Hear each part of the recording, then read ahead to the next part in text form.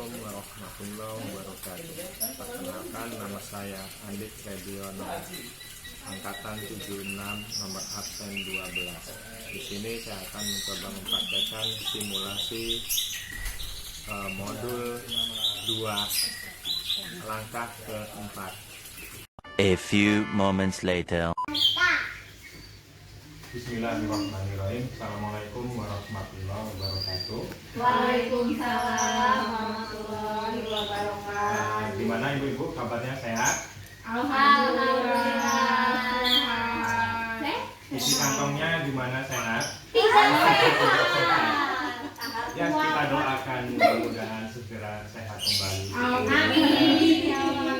Baik, mari kita dalam pertemuan ini kita lanjutkan kembali mengenai sesi yang tindak lanjut yang kemarin. Kalau kemarin itu ibu-ibu semua belajar tentang penyebab stuntingnya.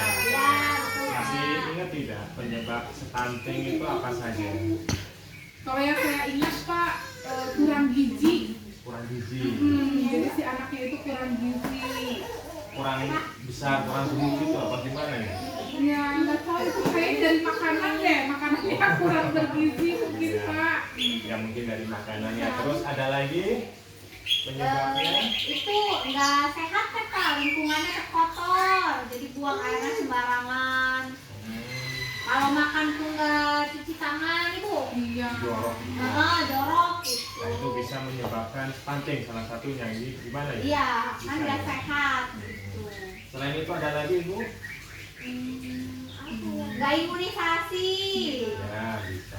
Boneka. Baik, nah itu salah satu dari apa yang tadi disampaikan penyebab-penyebab terjadinya stuntingnya.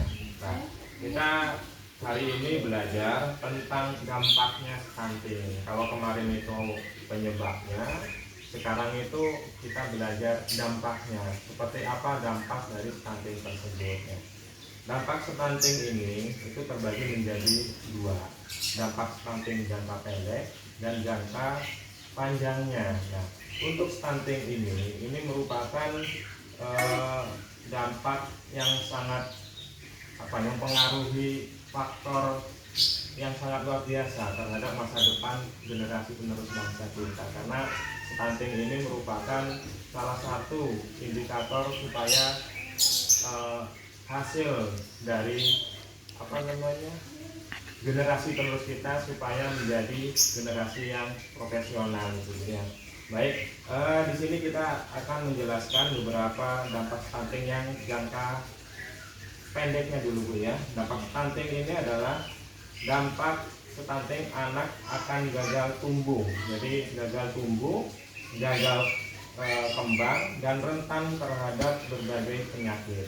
Nah, apakah ibu-ibu ini tahu tentang gagal tumbuh dalam hal stunting? Enggak apa, Bang. Ya. Nah, baik, di sini akan saya jelaskan dari dampak stunting yang gagal tumbuh. Nah, dampak stunting gagal tumbuh itu merupakan suatu kondisi pada anak yang ditandai oleh kenaikan berat badan yang tidak sesuai. Jadi yang berat badannya tidak sesuai. Misalnya umurnya 10 tahun atau umurnya 6 tahun atau 2 tahun itu tidak sesuai dengan berat badannya. Idealnya Tidak ideal. Umurnya sudah menginjak 2 tahun yang harusnya misalnya beratnya 10 kilo, ternyata beratnya di bawahnya, tidak sesuai dengan usianya, gitu Bu ya. Nah, berat badan yang tidak naik atau bahkan turun dibandingkan pengukuran sebelumnya berdasarkan grafik pertumbuhan, maka dari itu orang tua itu perlu terus memantau Bu perkembangan anaknya, sehingga anak tersebut harus dipantau terus, kalau bisa imunisasi salah satunya ya, terus posyandunya itu harus rutin supaya tidak gagal tumbuh dan terpantau. Terus gagal kembang, apakah ibu-ibu paham tentang stunting yang gagal kembang? belum tahu Pak. Belum tahu ya. Nah, Untuk gagal kembang itu adalah kegagalan tumbuh kembang anak pada anak baru lahir sampai dengan usia 2 tahun. Berkaitan dengan kondisi di mana anak mengalami keterlambatan atau tertahannya pertumbuhan fisik, sehingga perkembangan seringkali dinilai tidak normal. Umumnya kegagalan pada tumbuh kembang tersebut. Jadi seharusnya 2 tahun ini sudah bisa, misalnya bisa berjalan, bisa berbicara dan sebagainya. Ini telat, terlambat. Jadi tidak sesuai dengan perkembangan pada anak yang biasanya. Terus yang berikutnya yaitu gangguan metabolisme. Seperti yang tadi disampaikan itu sering terjangkit penyakit di tubuhnya. Nah, kelainan medis yang mempengaruhi produksi sel tubuh anak. Umumnya kelainan genetik mengakibatkan gangguan pada metabolisme, sehingga zat pertumbuhan dan perkembangan yang berperan dalam metabolisme sel hilang atau rusak. Selain itu, dapat juga yang diakibatkan oleh makanan, racun, infeksi, dan lain-lain.